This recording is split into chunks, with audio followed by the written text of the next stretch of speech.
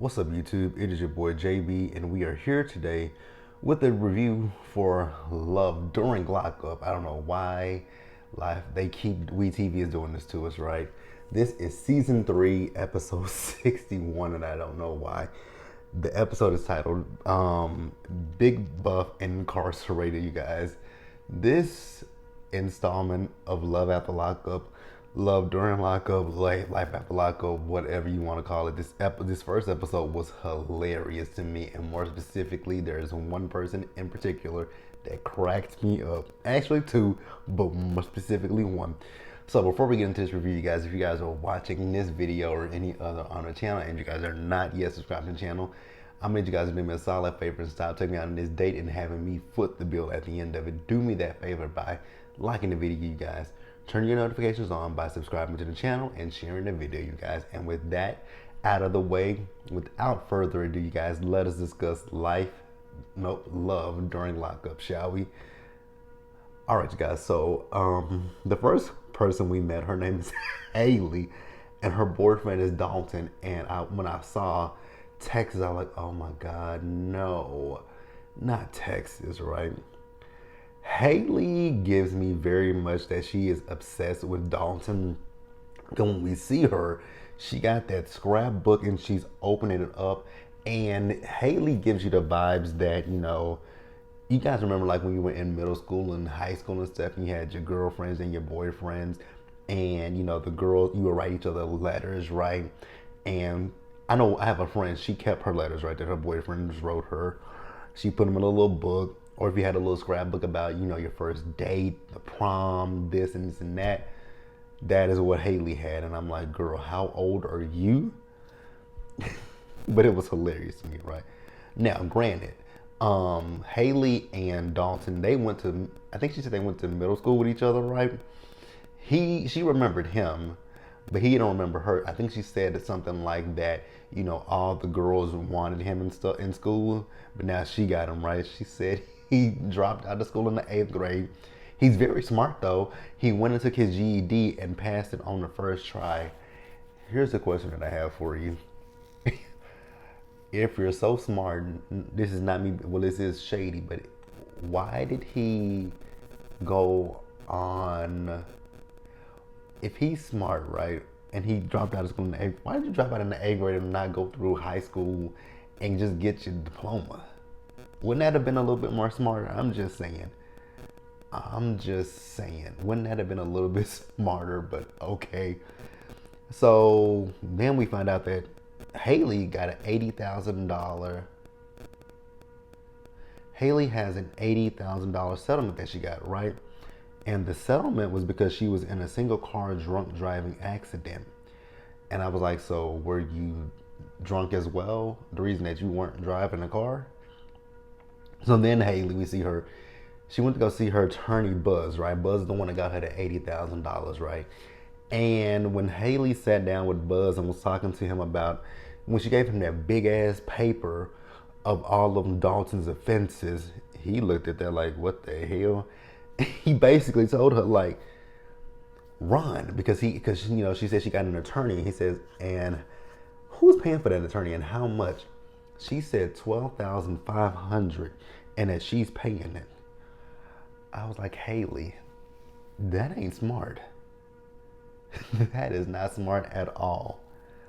Like, what the hell? So we're gonna move over to Gabby and Chris, you guys. So Gabby tells us that, she's dated guys in the past, right? Now you guys, how a man can be a womanizer. Well, Gabby was a man eater, right? She had her pick of men, and I'm her for it, right? So then she tells us about her dude, Chris, right? So she says that she met Chris through her cousin, whose boyfriend was also in jail. I was like, wow, well, at least one on a prison dating website. So then we find out that, she's visited Chris, right? And with her and Chris, when they go to, they've had some contact in them visits, right? She says, a hand here and a hand there. So I'm assuming she's, jacked him off and he's, fingered her. I was like, oh my God. And the producers asked, did she have sex under the table? She says no. And I'm like, I want her to incriminate. Well, technically, she's already incriminating herself for giving hand jobs, and under the table, right? So her and Chris, they're engaged, right? She said Chris sent her to go get, the engagement ring, nice ring. Sent her $5,000. I was like, where did Chris get $5,000 from? We'll talk about that in just a minute, right? So then we see her. She's with her mother and her godfather. So they went to look at this venue, right, where they're going to get married. She says he wanted to get married the first day out of prison. She said no. She said maybe the second day. I'm like, even that's too soon, but okay. So they're looking at the venue, and they asked how much is this venue. They said it's usually about 260 or something like that. And how many guests did she have? I think she said somewhere around 80, right? So then they asked about who's paying for this. She says, well, Chris is. They're like, where did he get money from? So Chris got a settlement. So we got two settlements. This is the second one, right? Chris got a settlement of $150,000 because I think she said that the guards beat him up at one point, and he sued them, and they gave him 150K, right? So then she said he's giving her $60,000, right? She bought her BMW. She paid off credit card debt. She did this. She did that. Now, when she said she bought the BMW, I'm like, why would you buy the BMW? You got to pay for upkeep, but hey, ain't got nothing to do with me. That has absolutely nothing to do with me. All right, you guys, we're going to move over to the next couple, Max and Tara. Now, with Max and Tara, we didn't really see much of Max and Tara in this episode, and I'm wondering if Max and Tara might fizzle off, right? Because if you looked at the previews for this upcoming season, I didn't really see Max and Tara in it. I saw this other woman that was in it that's talking about she used to have an email sex with her boyfriend, and I was like, email sex? Okay, whatever. So then, so Max and Tara, right? I was looking at Max, and I was looking at Max's body. His body, it looks very build-a-body. Max looks like he went and got, because men do the same, men do it too. Like men go and have plastic surgery, they get abs, put in there, they get ab etching, they get ribs taken out and stuff like that. And I was just looking at Max, I'm like, Max, you look like you've had plastic surgery. Because Max shows us his skincare routine. I'm like, Max has done some work to himself. Because Max has not always looked like that. Max has not always looked like Max. So, Max with Tara, he ain't never met Tara, so he don't know if Tara is a catfish or not, right? Now, Tara told him in the scene that we saw that she showed it to her friends in prison, and her friends in prison believe that he's a catfish. He says, well, she says, so are you? He says, no, I'm not a catfish. He says, but you could be a catfish, which is 100% true. Then they showed her mugshots. I was like, okay. But, like I said, Max has not met Tara. So Max is doing he's supposed to be doing a video chat with her, right? He got everything set up. Tara didn't show up for that video chat.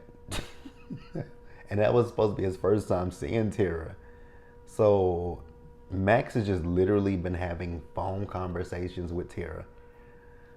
Okay, I just could never date a prisoner. That just wouldn't be my stilo, my forte. It wouldn't be for me. It wouldn't be for me. All right, you guys, so we're gonna move on, you guys, and talk about the next two. These two were the most hilarious of the episode. Next up, let's talk about Indy and Harry. So Indy is interesting. So Indy and Harry, right? They met each other because Indy said she was on TikTok late one night and she found prison TikTok, right? So she found Harry. And her and Harry, they've been dating each other for 8 months at this point, right? But here's the thing. She ain't been to see Harry, right? So she's never saw Harry in person. But her daughter has a relationship. She has two daughters, right? One daughter lives with her father and her youngest daughter lives with her, right? And the youngest one has a relationship with Harry. And I was like, ooh, I really hate when they say that. And when that comes out their mouth that their kids have a relationship with these inmates. And there's nothing against the inmates whatsoever, but it'd be like, damn, you've really introduced your kids to the inmates? Why would you do that? You don't know if this person's gonna be in your life for a long time or for a short time, right? And you don't introduce your child to this damn inmate. Again, no offense and no shade towards the inmate, right? But it's just a little off-putting to me, and especially the fact that your daughter that you introduced Harry to is 4 years old.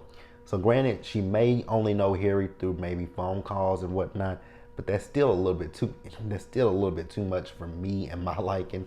I would not introduce my kid to, I just wouldn't do it. Wouldn't do it, right? Wouldn't do it.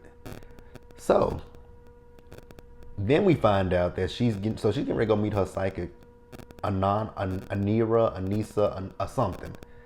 I forgot what the woman's name was, right? So she said that her therapist introduced her to this woman. I'm like, really? Is that what they do in therapy?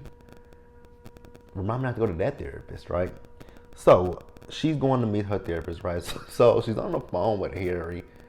Oh God. And she was like, so what if the psychic says that it's bad for her? She says, I won't believe it.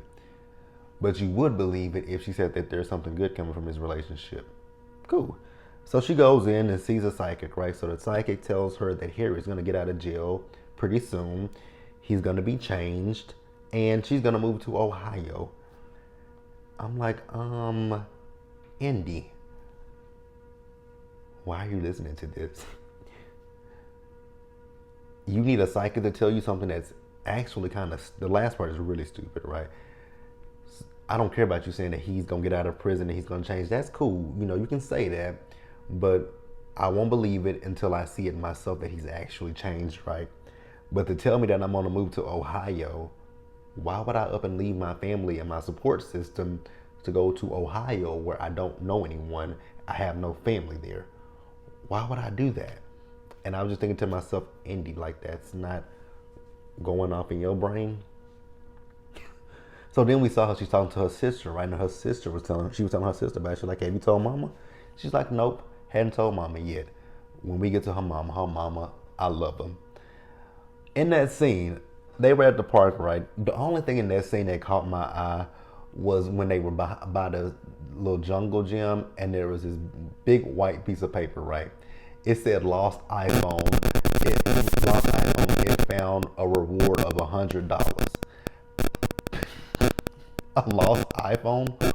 Which iPhone did you lose? Like, because if you lost a new one or even a 10 or if you lost a recent one, $100 reward for an iPhone, yeah, you ain't getting that back. I mean, you won't get it back either way it went, but $100, that's low and cheap. So we meet Indy's family, right? So they playing game night, right? We meet her uncle, her brother, and we already met her sister, right? So her sister's like, have you told Indy? Have you, talked to mama about the situation? Like, no, I hadn't talked to her. And they were like, the family like, wait a minute, what's going on? Is there something that we don't know? She was like, I'm gonna let Indy tell y'all what's going on because it ain't got nothing to do with me, right? So Indy's mama comes to the house and baby, when she opened that door, whop, she just snatched that door open, right?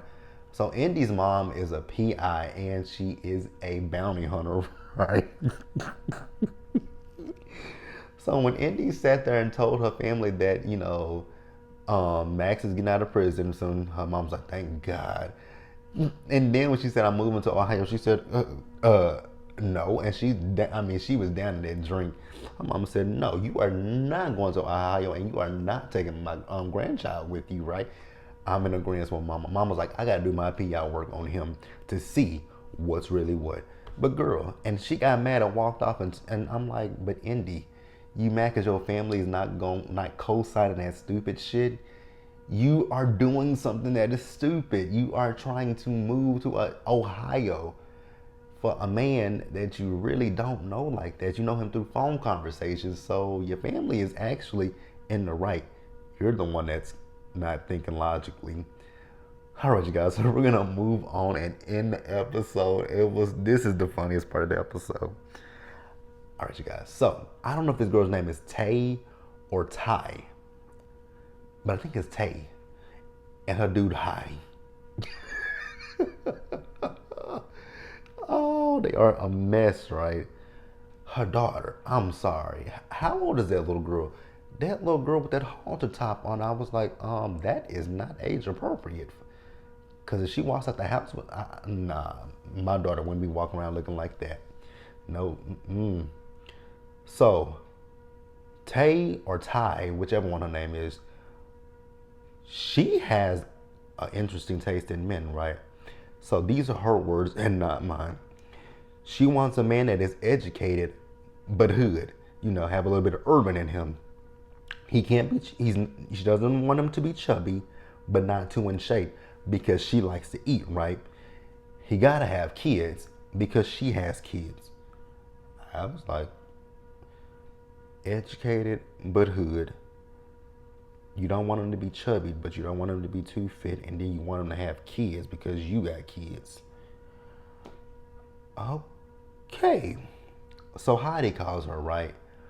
Heidi, she asked him, what you doing? He's sitting at a payphone talking to you. That's what he's doing. But he said he just got out the shower. So then she got this little flip phone. It starts ringing, and she picks it up and she whispers into the flip phone, right? So then she told the person, I'm working right now, hold on.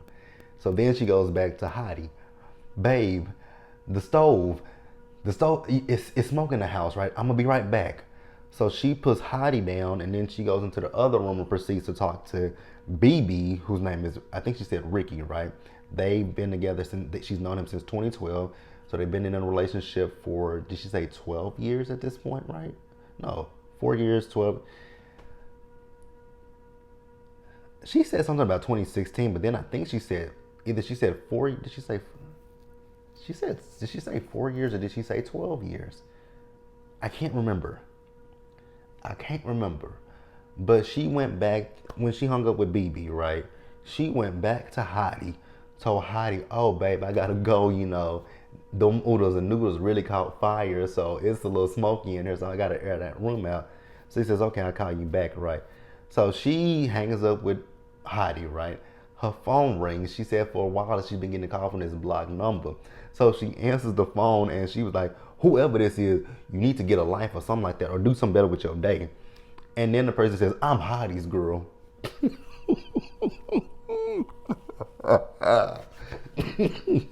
If you guys saw that preview for this coming season, was that her that was fighting? Oh God, this is gonna be a mess, right? So the girl hung up, called her back with her number. So she said, you dumb bitch, you gave me your number. She said, I wanted you to have my number. So then Heidi calls back, right? She puts Heidi and this girl on three-way, whose name is Boston, right? Heidi, her, and Boston, they screaming at each other. But eventually, she hung the phone up, and that was it. I was like, this is a hot, ghetto-ass mess, but I was so here for it. It was fun to the E. But that's it, you guys. Let me know what you guys thought about this first episode of Love During Lockup, Life After Lockup. I still want to know why we are on season 3. This is a new series. This is a new name. This should be season 1, episode 1. What is it with WeTV and these continuations of seasons? Like Growing Up Hip Hop. That's season 6 instead of season 7. It makes no sense to me, but hey, you guys, let me know what you guys thought. Again, leave your comments, subscribe to the channel, turn your notifications on so you guys are notified when I drop anything else. Share this video, you guys, and into the next one. Stay safe out there. Take care of yourselves. Remember to wash your hands, wear a mask, socially distance, be blessed, and I'll see you guys in the next one. Bye.